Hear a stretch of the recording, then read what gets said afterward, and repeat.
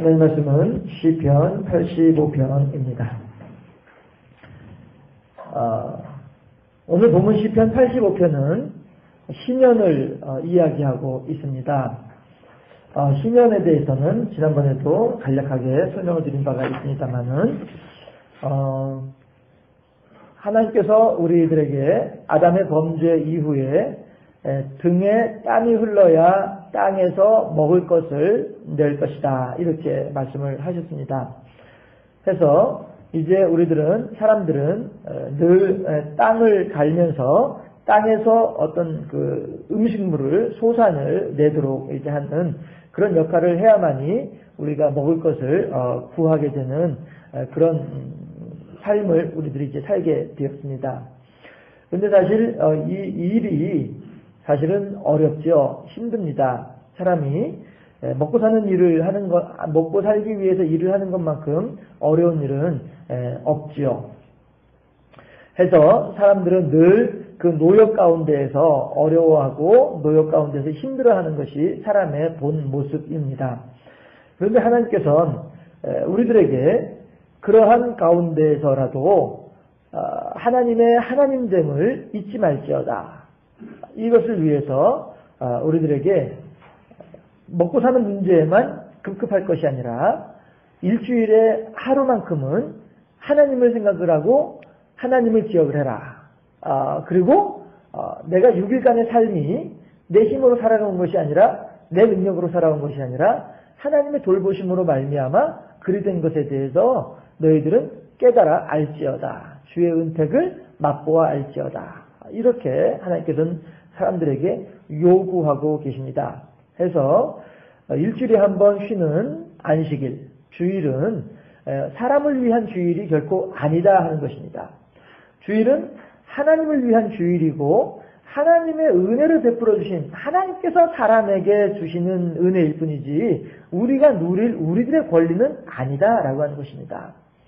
우리들의 것을 가지고 우리가 마음대로 하려면 주일 또한 내 마음대로 할 수 있겠지만 주일은 하나님께서 우리들에게 주시는 날이기 때문에 궁극적으로 말하면 당신을 위해서 우리들에게 주시는 날이 주일이다, 이렇게 생각을 해야 그것이 합당한 개념입니다. 해서 일주일에 하루만큼은 너희들이 먹고 사는 문제에서 놓여나서 오직 나만을 바라볼지어다, 나만을 생각할지어다. 그렇게 하니까 광야 백성이 안식일날 나무단을 해오는 사람이 있었어요. 이것을 보고 모세에게 가서 물어봅니다. 모세요, 지금 당신께서 우리들에게 주신 하나님의 음성, 계명이라고 하는 것은 안식일에는 아무것도 하지 말라고 했는데 지금 나무단을 해오는 사람이 있습니다. 무엇을 입을까, 무엇을 마실까, 이걸 대해서 걱정하는 사람이 있습니다. 어떻게 하면 좋을까요? 모세가 그 말을 듣고 하나님께 여쭤봅니다. 어찌할까요? 무리 가운데 모아놓고 데려다 놓고 돌로 쳐라 하신단 말이에요. 왜 그래요? 이거는 시범 케이스예요. 한마디로 말해서. 해서 너희들 가운데 누구든지 너희들의 힘으로 살아가고자 하는 자는 나와는 아무런 상관이 없는 자니까, 나와 아무런 상관이 없는 자는 어떻게 해요? 하나님으로부터 공급되는 생명을 받을 자격이 없거든요. 그러니까 하나님께서 그 생명을 거두어 가시는 거죠. 해서 그 시범 케이스를 보여주시는 거예요. 이렇게 될 것이다. 이것이 그저 한 사람을 죽이고 살리고의 문제가 결코 아니라 우리들이 누구에게 비롯되었느냐, 나로 말미암아 들어가면 구원을 받는다라고 했는데 과연 너희들은 나로 말미암아 들어오고 있느냐, 나를 믿는 믿음 가운데 있느냐, 아니면 나를 믿지 않음에도 불구하고 몸만 그냥 여기 와 있느냐, 이걸 이제 하나님께서 분명히 하자라고 하는 것을 말씀을 하고 계시죠. 이것이 이제 안식일의 개념입니다. 그런데 이 안식일의 개념이 기본 바탕이 되어져서 안식일 위에 무엇이 있게 되냐 하면 안식년이 있게 됩니다. 해서 6년 동안은 우리가 열심히 일을 하지만 7년째 되는 그 해에는 쉬는 거예요. 우리들이 땅에 대고서 일을 하지 않는 거예요. 그러면 우리가 자전거를 탈 때에 열심히 페달을 밟아야만이 자전거가 앞으로 나아가는 것처럼 우리가 땅을 열심히 갈아야만이 땅에서 소산이 나오는 거예요. 그런데 땅은 우리들이 그러니까 자꾸 땅으로 하여금 움직이게 만드는 거죠. 마치 자전거보다는 말을 의미하는 게 낫겠네요. 말을 타고 갈 때에 말에도 자꾸 채찍을 갖다 때려줘야만이 말이 잘 달려나가는 것처럼 땅을 자꾸 뒤집었고 땅을 자꾸 김을 매주고 막 이렇게 해줘야만이 땅에서 사람의 그 힘으로 말미암아 땅에서 소선이 나오는 거거든요. 그러니까 말도 피곤하듯이 땅도 피곤한 거예요. 하나님께서는 그래서 7년째는 땅을 쉬게 하라라고 말씀을 하시는 거예요. 땅을 쉬게 하되 땅만 쉬는 것이 아니라 땅에 속해 있는 우리들도 쉬게 되는 거죠. 그래서 이게 안식년이에요. 그러면 하나님 7년째 쉬면 우리가 1년 동안 일을 해가지고 그 다음에 1년을 먹는 사람들이 우리들인데 그러면은 8년째는 저기 뭘 먹고 삽니까? 7년째 6년에 일했던 거 가지고서 이제 7년을 먹고 살면 되지만 8년에는 먹을 게 하나도 없는데 어떻게 합니까? 하나님께서 걱정하지 말아라. 6년째에 나오는 소출은 7년째, 8년째 먹기에도 충분할 만큼의 소출을 내가 주겠다. 그걸 어떻게 믿습니까? 너희들이 광야에서 만나를 먹었지 않았느냐? 걱정하지 말거라. 이게 하나님의 약속이셨단 말이죠. 그래서 안식년을 지키게 됩니다. 그렇게 해서 6번의 안식년이 지나가고 7번째 안식년이 되면 7번째 안식년을 지낸 그 다음 해 7은 49, 49년이 지나고 50년이 되는 그 해는 신년이다. 이렇게 하나님께서 말씀을 하십니다. 해서 신년이 되면 기쁠 시자 신년인데요. 무척 기쁨이 있는 날입니다. 왜 무척 기쁨이 있냐면 안식년이 되었을 때에는 사람들이 가지고 있는 그 빚을 탕감해 주게 돼 있는 날이 안식년입니다. 빚을 탕감해 주는 해가 6년 동안 갑돌이가 저한테 빚을 이제 돈을 빌려갔었어요. 빌려갔는데 이 사람이 돈을 갚을 능력이 없어요. 그래가지고 어떻게 하면 좋지 하고 이제 갑돌이가 곳에 걱정을 해요. 걱정을 하는데 신년이 딱 되면 갑돌이가 저한테 와서 빚문서 빨리 찢어버려라, 없애버려라 이렇게 당당하게 요구를 할 수가 있어요. 갑돌이가. 왜냐하면 신년이기 때문에 그래요. 이거는 하나님께서 그렇게 하라라고 말씀을 하셨기 때문에 그래요. 그 다음에 또 이번에는 을돌이가, 갑돌이 말고 을돌이가, 이 친구는 워낙에 돈을 많이 빌렸어요. 돈을 많이 빌리고 그 다음에 또 자기가 이 스스로는 이 농사를 지으면서 자기가 먹고 살 수 있는 방법이 없어요. 농사 지을 줄도 모르고 농사를 짓기도 싫고 막 이런 게을러 가지고 이런 일이 생겨요. 그렇게 되면 아예 마치 예전에 바로의 나라에서 애굽에서 주변에 있는 국가에 있는 사람들이 애굽의 요셉에게 와가지고 요셉이시여 우리들에게 먹을 것을 주소서. 그래 돈을 가지고 와라. 그래 돈이 다 떨어졌습니다. 요셉이시여 먹을 것을 주소서. 그래 그러면은 너희들의 땅 문서를 가지고 와라. 요셉이시여 우리 땅 문서도 이제 없습니다. 먹을 것을 주소서. 그래 그럼 너희들 가진 짐승들 다 가지고 와라. 가지고 오고 요셉이시여 이제는 짐승조차 드릴 것이 없나이다. 먹을 것을 주소서. 그럼 너희들의 몸을 우리에게 노예가 되도록 하라. 그러면 내가 너희들을 먹여 살려주마. 요셉이 이렇게 해가지고 제국 주변에 있는 모든 땅과 모든 짐승들과 모든 사람들을 다 바로의 것으로 만들었단 말이에요. 이게 이제 7년 그 기근 동안에 있었던 일들이었는데 똑같은 상황 속에서 이스라엘 사람들이 그러니까 이제 을돌이가 저한테 와가지고 돈을 빌려가는 거예요. 저 하나님께서 저에게도 100평의 땅을 주셨고 갑돌이에게도 100평을 주셨고 을돌이에도 100평을 주셨어요. 똑같이 각자의 그 능력에 따라서 이제 형편에 따라서 땅을 주셨는데 저는 부지런히 일을 해가지고 이 땅에서 100평의 땅에서 쌀 100가마를 거두는 땅인데 저는 부지런히 일을 해가지고 120가마를 거뒀어요. 그런데 갑돌이는 좀 별로 일을 안 해가지고 100가마가 아니라 100평에서 80가마밖에 못 거뒀어요. 을돌이는 50가마밖에 못 거뒀어요. 이렇게 해서 1년 지나고 2년 지나고 3년 지나다 보면은 저는 재산이 많아지지만 을돌이나 갑돌이는 자꾸 재산이 줄어들게 된단 말이에요. 그렇잖아요? 그렇게 하다 보면 이제 저한테 와서 빚을 빌리고 저한테 와가지고 빚질 것도 없으니까 땅 문서 갖다 주고 저에게 와서 노예살이를 종살이를 한단 말이에요. 영적으로 말하면은 하나님을 향한 성실함과 하나님을 향한 게으름을 의미하는 거죠. 다시 말해서 하나님을 향해서 죄를 짓는 것을 의미하는 것입니다. 그랬을 때에 그 죄를 없애주어라. 빚 문서를 빚을 탕감해 주라고 하는 말의 의미가 죄를 영적으로 말하면 죄를 없애주어라. 죄를 사해 주어라. 이런 의미가 된다는 말씀이죠. 그런데 신년이 되면 안식년에는 그냥 빚만 탕감해 주지만 신년이 되면 빚을 탕감해 주면서 땅 문서도 돌려주고 노예 종살이에서도 노연하게 해주는 것이 희년입니다. 그래서 희년이라고 표현을 하는 거예요. 그래서 땅은 여전히 그 자리에 있습니다. 그 자리에 있는데 땅의 주인인 갑돌이나 을돌이만 그곳에서 살지 못하고 이제 제 집에 와서 사는 거예요. 제 집에 와서 노예 종살이를 해야 되니까. 내 땅은 저기 있음에도 불구하고 내 땅이 아니죠. 하나님께서 내게 주신 땅이죠. 하나님께서 내게 주신 땅이 저기 있음에도 불구하고 그 땅에서 살지 못하고 저의 집에 와서 살아요. 왜 그래요? 그 땅을 지킬 만한 능력이 없었기 때문에 저희 집에 와서 사는 거예요. 왜 능력이 없어요? 게으르니까. 영적으로 보아서는 하나님을 향해서 성실하지 못해서 죄를 짓다 보니까 하나님께서 주신 땅에서 하나님께서 맡겨주신 기업을 제대로 지키지 못하고 저희 집에 와서 사는 거예요. 그런데 하나님께서 신년이 되면 제가 데리고 있던 갑돌이도 제가 노예 종살이를 시키던 을돌이도 다 돌려보내 주어요. 너희들 땅으로 돌아가라. 주어요. 그렇게 해줘야만 해요. 왜? 하나님의 명령이니까.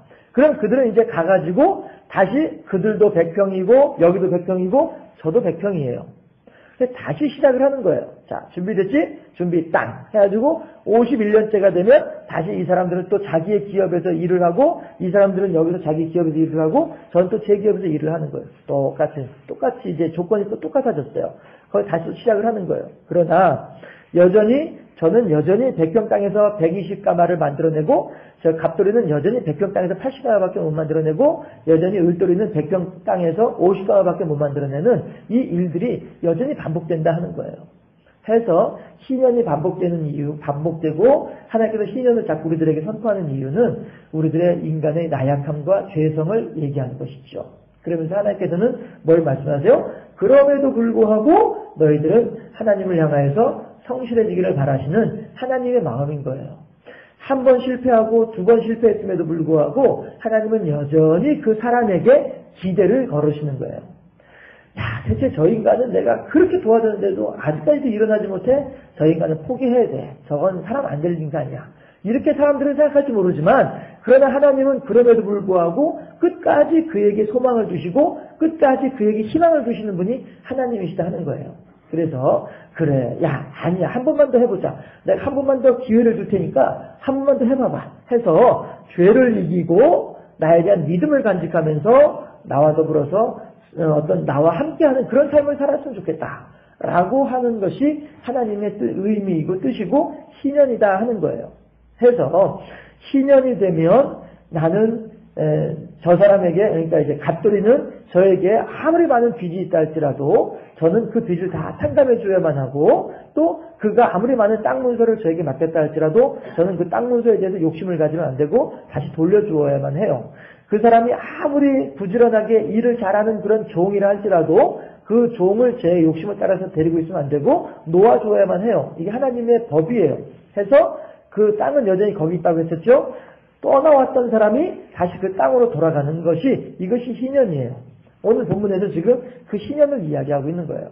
해서 역사적인 사실로 보자면 시간이 좀 많이 지났습니다만은 역사적인 사실로 보자면 포로 귀환을 이야기하는 거지만요. 고레스 왕 때에 이스라엘 사람들이 다시 돌아오는 포로에 돌아오는 내용을 역사적으로는 이야기하지만 영적으로는 희년의 개념이 여기에 있다라는 하는 것이죠. 사람들이 어떻게 고레스 왕을 어떻게 이길 수 있어요? 내 힘으로는 못 이긴단 말이에요. 그러나 하나님께서 고레스 왕의 마음을 변화시켜서 이스라엘 사람들로 하여금 고향 땅으로 돌아오게 한단 말이에요. 그러면 이스라엘 사람들이 왜 고향 땅에서 떠날 수밖에 없었어요? 하나님께 죄를 짓다 보니까 그 죄의 결과로 말미암아서 내 땅에서 떠나서 남의 나라에 가서 남의 집에 가서 남의 살림 대신 살아주면서 남의 집에 종살이를 했단 말이에요. 우리들이 죄를 짓게 되면 하나님께서 내게 주신 기업이 있어요. 천국이라고 하는 기업이 있어요. 죄를 지으면 그 천국을 잃어버리고 떠나서 다른 나라에 가 있어야 돼요. 어디로 가는 거예요? 마귀의 나라에 가 있는 거예요. 그래서 마귀를 위해서 마귀의 종로로 사는 거예요. 해서 내가 무엇인가 사람들에게 어떤 해코지를 해서 그 사람 또한 마찬가지로 하나님을 향하여서 영적으로 정결함을 유지하지 못하고 죄짓게 만들어버리고 해서 그 사람도 마찬가지로 저처럼 천국을 떠나도록 만들어버리고 이것이 죄에게 매여서 죄의 종살이를 하던 사람들의 삶의 모습이란 말이죠. 나만 지옥으로 간 것이 아니라 다른 사람들까지 같이 끌고 지옥에 들어가려고 하는 것. 이것이 죄의 속성이다라고 하는 것이죠. 그런데 그런 죄의 속성 가운데 있는 우리들을 향하여서 하나님께서 일방적으로 은혜를 베풀어 주시죠. 예수 그리스도라고 하는 은혜를 베풀어 주시죠. 그리고 우리들로 하여금 이 마귀의 나라에서 더 이상 살지 않고 본래 우리가 있어야 될 나라, 천국으로 돌아갈 수 있도록 하나님께서는 기회를 주신다는 거예요.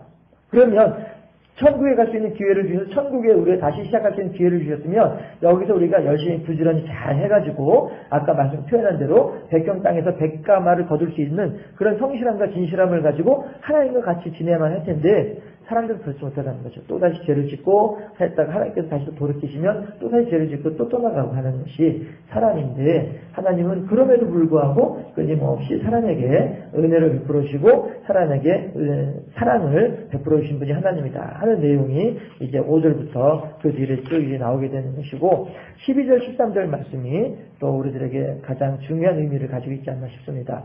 여호와께서 좋은 것을 주시리니 우리 땅이 그 산모를 내리로다 의가 주의 앞에 앞서가며 주의 길을 닦으리로다.